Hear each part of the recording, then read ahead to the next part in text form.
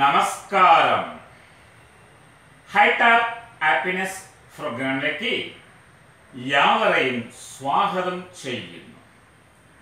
ഓം നമഃ ശിവായ, ഓം നമഃ ശിവായ, ഓം നമഃ ശിവായ.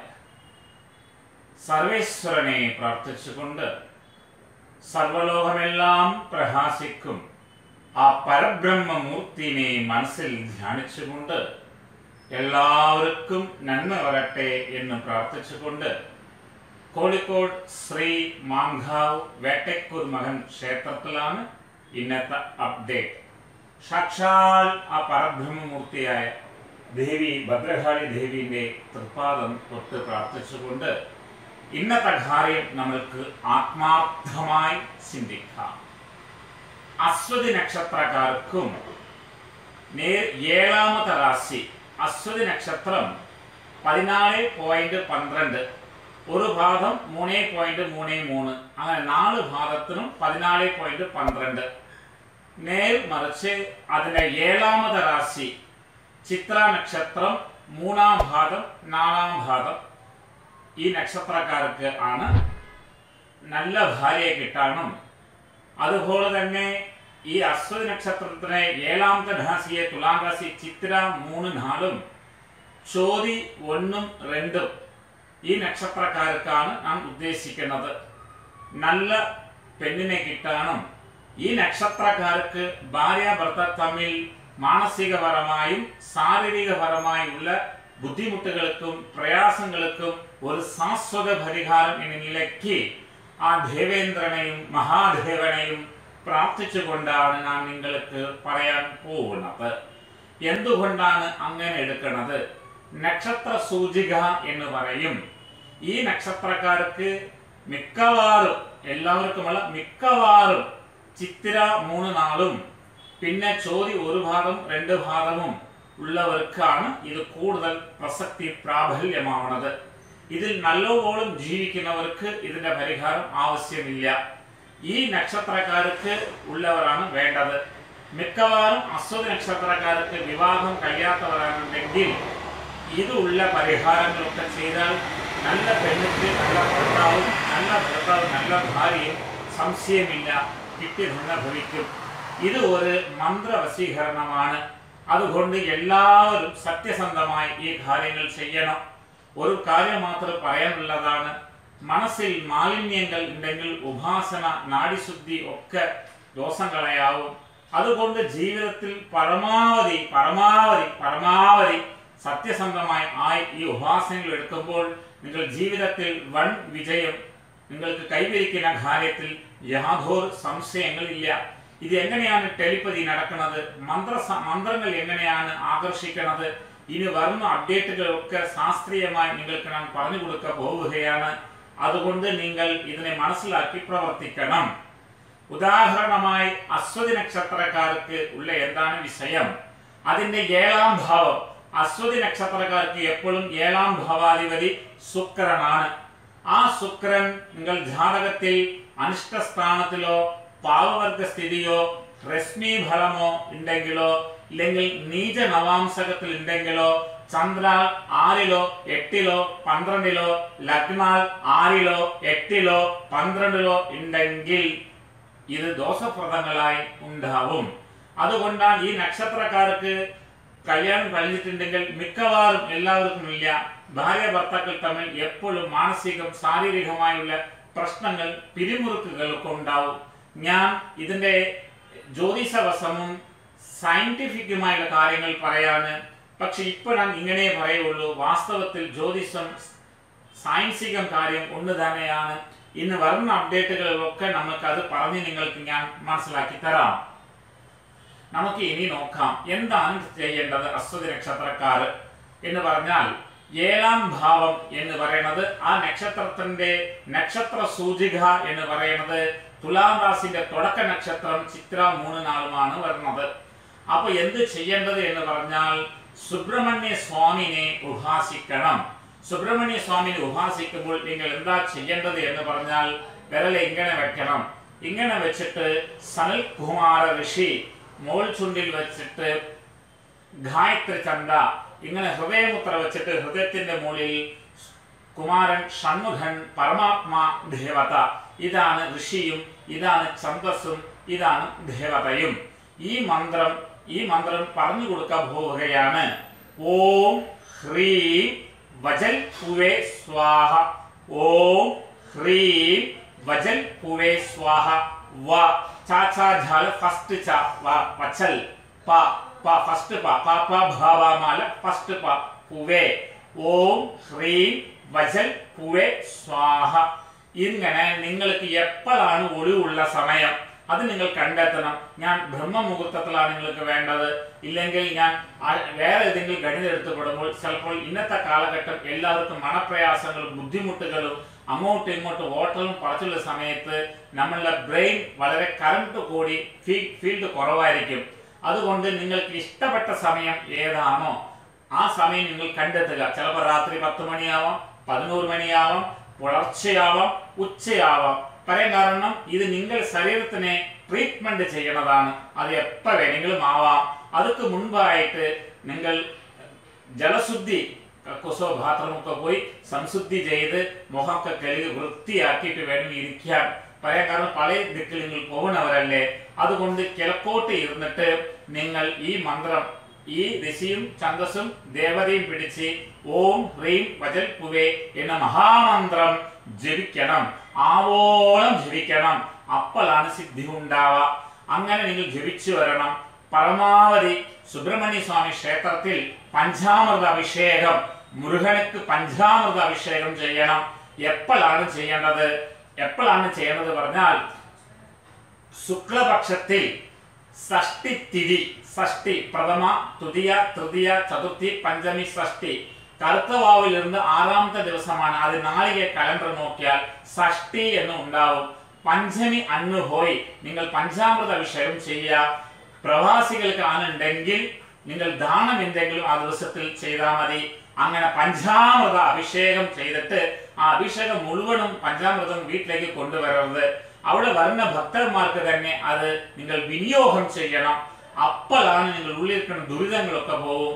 ഇത് നിങ്ങൾക്ക് ഞാൻ ശാസ്ത്രീയമായി പിന്നീട് വരുന്ന ക്ലാസ്സുകളിൽ പറഞ്ഞു തരാം. അങ്ങനെ ചെയ്താൽ നിങ്ങൾക്ക് വരാൻ പോകുന്ന പുരുഷനാണെങ്കിൽ നല്ലൊരു പെണ്ണും, നല്ല പെണ്ണാണെങ്കിൽ നല്ലൊരു ഭർത്താവും കിട്ടിയിരിക്കും. ഇതൊക്കെ ടെലിപ്പതിയാണ്. നിങ്ങൾ എത്രത്തോളം പ്യൂരിഫിക്കേഷൻ ആവണമോ അതനുസരിച്ചുള്ള പ്യൂരിഫിക്കേഷൻ അവിടെ ഉണ്ടാവും. ഇതൊക്കെ ടെലിപ്പതിയുമായിട്ടുള്ള വളരെ കുറച്ച് സൂക്ഷ്മ കാര്യങ്ങളൊക്കെ ഉണ്ട്. ഇനി വരുന്ന ക്ലാസ്സുകളിൽ ഞാൻ അതിനെ പറഞ്ഞു തരും. ഇതുകൊണ്ട് പിന്നെ ഈ ശുക്രൻ നിങ്ങൾ ജാതകത്തിൽ 7ാം ഭാവാധിപതി ഇരിക്കുന്ന ശുക്രൻ ജാതകത്തിൽ നീചസ്ഥാനുണ്ടെങ്കിൽ മഹാലക്ഷ്മിയോട് വളരെ പ്രിയം തോന്നുന്നവർ മഹാലക്ഷ്മിയും ഉപാസിക്കേണ്ടതാണ്. ഇതാണ് ഒരു വിഷയം. പ്രത്യേകിച്ച് ഈ അശ്വതി നക്ഷത്രക്കാർ ഗണപതിയാണ് ഉപാസിക്കേണ്ടത്. അശ്വതി, മകം, മൂലം. പറയാൻ കാരണം ഗണപതിയാണ്. ഓരോരോ നക്ഷത്രങ്ങൾക്കും അതിന്റെ അതിദേവത ഉണ്ട്. സൂര്യനാണെന്നുണ്ടെങ്കിൽ മഹാദേവനാണ്. സൂര്യൻ 10 ഭാഗയും ഉള്ളിലാണെന്നുണ്ടെങ്കിൽ സ്വയംഭു മഹാദേവനാണ്. പിന്നെ ഭരണി, പൂരം, പൂരാടത്തിന് ശുക്രനാണ് അതിന്റെ ദേവത. ശുക്രന്റെ അതിദേവത മഹാലക്ഷ്മിയാണ്. പിന്നെ അശ്വതി മഹമൂലത്തിന് ഗണപതിയാണ്. കാർത്തിക, ഉത്രാടത്തിന് നാം പറഞ്ഞു സൂര്യൻ ശിവനാണ്. അത്തം, രോഹിണി, തിരുവോണ നക്ഷത്രക്കാർക്ക് ചന്ദ്രനാണ്. ചന്ദ്രനെ കൃഷ്ണപക്ഷമും ശുക്ലപക്ഷത്തിനും എത്തിയിട്ടാണ് നിങ്ങൾ ദേവതയെ തെരഞ്ഞെടുക്കേണ്ടത്. കൃഷ്ണപക്ഷത്തിലാണെങ്കിൽ ഭദ്രകാളിയെ ഉപാസിക്കാം. ശുക്ലപക്ഷത്തിലാണെങ്കിൽ ചണ്ഡികാദേവിനെ ഉപാസിക്കാം. ചിത്ര, മകേര്യം, അവിട്ട നക്ഷത്രക്കാരുടെ നക്ഷത്രം ചൊവ്വയാണ്. ആ ചൊവ്വയ്ക്ക് അതിദേവത ശ്രീഭദ്രകാളിയും സുബ്രഹ്മണ്യ സ്വാമിയാണ്. ജാതകത്തിൽ ഓജോ രാശിയിൽ ഉണ്ടെങ്കിൽ സുബ്രഹ്മണ്യനെയും, യുഗ്മാരാശിയിൽ ഉണ്ടെങ്കിൽ ഭദ്രകാളിനെയും. എങ്ങനെയാണ് തിരുമേനി ഈ ഓജോ രാശിയും യുഗ്മാരാശിയും ഞങ്ങൾ കാണേണ്ടത്? നിങ്ങൾ രാശിയിൽ മേടൻ രാശി ഓജോ രാശിയാണ്, ഇടവൻ രാശി യുഗ്മാരാശിയാണ്, മിഥുനൻ രാശി ഓജോ രാശിയാണ്, യുഗ്മാരാശി കർക്കടക രാശിയാണ്. 6 ഓജോ 6 യുഗ്മ. ഓജോ എന്ന് പറഞ്ഞാൽ പുരുഷരാശിയും യുഗ്മ എന്ന് പറഞ്ഞാൽ സ്ത്രീ രാശിയുമാണ്. എങ്ങനെയാണ്? കു എന്ന് പറഞ്ഞാൽ കുജൻ, കുജൻ എന്ന് പറഞ്ഞാൽ ചൊവ്വയാണ്. ആ ചൊവ്വ ഓജോ രാശിയിലെങ്കിൽ സുബ്രഹ്മണ്യനെയും യുഗ്മ രാശിയിലെങ്കിൽ ഭദ്രകാളിയെയും, ഓജോ രാശിയിൽ ഉച്ചസ്ഥനാണെന്നുണ്ടെങ്കിൽ ഒരിക്കലും ഓജോ രാശിയായി വരില്ല. മകരരാശിയും കർക്കടക രാശിയും ഓജോ രാശിയാണ്, യുഗ്മ രാശിയാണ്. മേടത്തിൽ ഉച്ചരാശിയാണ്. മേടരാശിയിൽ ചൊവ്വ വന്നാൽ ഭൈരവനെയും അതിന്റെ ബലമനുസരിച്ചിട്ട് ഉപാസിക്കേണ്ടതാണ്. പിന്നെ ചോതി ചതയം തിരുവാതിര നക്ഷത്രക്കാരാണെന്നുണ്ടെങ്കിൽ ശ്രീ ദുർഗേനെയാണ് ഉപാസിക്കേണ്ടത്. ഓം ഹ്രീം ദും ദുർഗായ. ഇവിടെ ഋഷി പറയുമ്പോൾ നാരദ ഋഷിയും ഗായത്രിയും എടുക്കാം. നമ്മൾ ഹൃദയത്തിൽ മുദ്രയിൽ ഓം ഹ്രീം പരമാത്മാ ദുർഗായ ദേവത എന്ന് പറഞ്ഞിട്ട് ഓം ഹ്രീം ദും ദുർഗായ എന്ന മഹാമന്ത്രം എടുക്കാം. പിന്നെ വരുന്നതാണ് നമുക്ക് നിങ്ങൾക്ക് പറയാൻ പോകുന്നത് പൂയം അനിലം ഉത്രട്ടാതി നക്ഷത്രക്കാര് ശനിയാണ് നിങ്ങൾ ഉപാസിക്കേണ്ടത്. അതുപോലെ തന്നെ ശനി ഓജോ യുഗ്മ രാശി അടിസ്ഥാനത്തിലാണ് നിങ്ങൾ ദേവതയെ നിങ്ങൾ കാര്യവശീകരണത്തിന് വേണ്ടി എടുക്കേണ്ടതാണ്. നിങ്ങൾ ഏത് ദേവതയാണ് മരണകാലം വരെ ഉപാസിക്കണമെങ്കിൽ അത് ജാതകം 1-ാം ഭാവം 5-ാം ഭാവം 9-ാം ഭാവം എടുത്ത് നക്ഷത്ര ചൈതന്യ സ്ഫുടം വരുത്തി അത് നിങ്ങളുടെ ലഗ്നത്തിലേക്ക് ലഗ്ന നക്ഷത്രത്തിലേക്ക് ദൃഷ്ടിയാണെന്നുണ്ടെങ്കിൽ ആ ദേവതയെ നിങ്ങൾ ഉപാസിച്ചാൽ സിദ്ധി കൈകൂടും. പക്ഷെ ഇതിലെല്ലാം ഒരു അടിസ്ഥാനമുണ്ട്. സത്യസന്ധത എത്രത്തോളം ഉണ്ടോ അത് അനുസരിച്ചിട്ടാണ് നിങ്ങൾ കൂടുതൽ ഉണ്ടാവുക. പക്ഷേ ഞാൻ നിങ്ങൾക്ക് ഒന്ന് പറയാൻ എനിക്ക് വളരെ വളരെ താല്പര്യമുണ്ട്. ഒന്ന് മാത്രം പറയാണ്. നാച്ചുറൽ സയൻസ് എന്ന് പറഞ്ഞാൽ നാച്ചുറലിന് പാവപുണ്യങ്ങൾ ഇല്ല. പറയാൻ കാരണം ഉദാഹരണം കറണ്ടിനെ യാറ് തൊട്ടാലും ഷോക്കടിക്കും ഫോർ എക്സാമ്പിൾ. പക്ഷെ നമ്മൾ പൂർവികർ നമ്മളിലേക്ക് ഇതാണ് ഭാവം, ഇതാണ് പുണ്യം, ഇത് ചെയ്താണ് ധർമ്മം, ഇത് ചെയ്താണ് അധർമ്മം, അങ്ങനെ ഒരു ലോക്കൽ കോൺസെപ്റ്റ് നമ്മൾ പൂർവികർ നമുക്ക് ഉണ്ടാക്കി വെച്ചിട്ടുണ്ട്. അതുകൊണ്ടാണ് നമ്മൾക്ക് ഗുണം ചെയ്യുമ്പോൾ മനസ്സ് സന്തോഷവും നെഗറ്റീവ് ചെയ്യുമ്പോൾ ദോഷവും പറയുന്നത് അതൊരു ലോക്കൽ സിദ്ധാന്തമാണ്. പക്ഷെ ഈ പ്രക്രിയ ചെയ്യുമ്പോൾ അങ്ങനെ തന്നെ സത്യസന്ധതയും ധാർമ്മികതയും കൈവരിക്കണം. നാച്ചുറൽ സയൻസും ഒരു ന്യൂറോ സയൻസും സൈക്കോളജിസ്റ്റും പറഞ്ഞ ആൾക്കാർക്ക് ഇത് ബാധകമില്ല. പക്ഷെ അവർ കാരണം അവർക്ക് തലച്ചോർ എന്താ, ന്യൂറോൺസ് എന്താ, അമിനോ ആസിഡുകൾ എന്താ, പ്രപഞ്ചം എന്താ, ഇതിനൊരു കോഡ് ഉണ്ടോ ഉള്ള രഹസ്യം അവർ ഉള്ളിൽ അറിയുന്നത് കൊണ്ട് അവർക്ക് ഇത് ബാധകം അല്ല അല്ല അല്ല. പക്ഷേ ഇനി വരുന്ന ക്ലാസ്സുകളിൽ ഇതൊക്കെ നിങ്ങൾക്ക് ഉണ്ടാവും. പഠിച്ച് ഉപാസന ചെയ്താൽ വളരെ പൂർണ്ണമായി കൈവരിക്കുന്നതാണ്. യാതൊരു സംശയങ്ങൾ ഒന്നും ഇല്ല. ഇങ്ങനെ അശ്വതി ഭരണി കാർത്തിക ഭരണിഭൂതം പൂരാടത്തിന് ശുക്രനാണ്. ആ ശുക്രൻ നീചരാശി ഉച്ചരാശി വെച്ചിട്ട് വേണം കാര്യങ്ങൾ എടുക്കാം. പിന്നെ വരുന്ന നക്ഷത്രം എന്ന് പറഞ്ഞാൽ ആയില്യം തൃക്കേട്ട രേവതി നക്ഷത്രമാണ്. ഈ നക്ഷത്രക്കാർ ബുധനെ ഉപാസിക്കാം. ബുധൻ അവതാര വിഷ്ണുവാണ്. ബുധൻ ഉച്ചരാശിയിലാണെങ്കിൽ ഗുരുവായൂരപ്പനെയും നീചരാശിയിലാണെങ്കിൽ ശ്രീകൃഷ്ണനെയും നരസിംഹമൂർത്തിയാണ് ഉപാസിക്കേണ്ടത്. ഇനി ഞാൻ നിങ്ങൾക്ക് പ്രത്യേകിച്ച് പറഞ്ഞ മംഗല്യ വിഷയത്തിൽ അശ്വതി നക്ഷത്രം മാത്രമാണ് പറഞ്ഞത്. മറ്റുള്ള നക്ഷത്രക്കാർക്ക് ചെയ്യാം എന്നും പക്ഷേ മറ്റുള്ള ഓരോ നക്ഷത്രത്തിനും ഉള്ള ഭാര്യ ഭർത്താക്കൾ അമയാനും ഈ നക്ഷത്രക്കാർക്ക് ഭാര്യ ഭർത്താക്കൾ തമ്മിൽ മാനസിക അടുപ്പത്തിനും ശാരീരിക അടുപ്പത്തിനും ഉള്ള കാര്യങ്ങളൊക്കെ ഞാൻ ഇനി പറഞ്ഞു തരാം. ഒന്നും കൂടി റിപ്പീറ്റേഷൻ ചെയ്യാണ്. അശ്വതി നക്ഷത്രക്കാർക്ക് നേർ 7ാമത്തെ രാശി തുലാം രാശിയാണ്. ചിത്തിര 3-4 നക്ഷത്രക്കാർക്ക് സുബ്രഹ്മണ്യൻ പരിഹാരമാണ് പറഞ്ഞത്. ഇപ്രകാരം ആത്മാർത്ഥമായി സത്യസന്ധമായി ചെയ്യണം. പക്ഷേ ഇതിൽ ഞാൻ കുറച്ച് ധ്യാനങ്ങൾ പഠിപ്പിച്ചു കൊടുക്കും. നിങ്ങൾ ഗ്യാപ്പ് നോക്കിയിട്ട് വരേണ്ടതാണ്. ഇത് ഒരു സർവീസ് ആണ്. പൈസയ്ക്ക് വേണ്ടി ചെയ്യുന്ന പരിപാടികൾ ഒന്നുമില്ല. പക്ഷേ ഞാൻ ഫുള്ളും ഇതിലേക്ക് വേണ്ടി എന്റെ ജീവിതം ഒളിഞ്ഞു വെച്ചിട്ടുണ്ട്. അതുകൊണ്ട് എന്റെ ഫോൺ കിട്ടുന്നില്ല. എന്നെ ആരും ചീത്ത പറയണ്ട.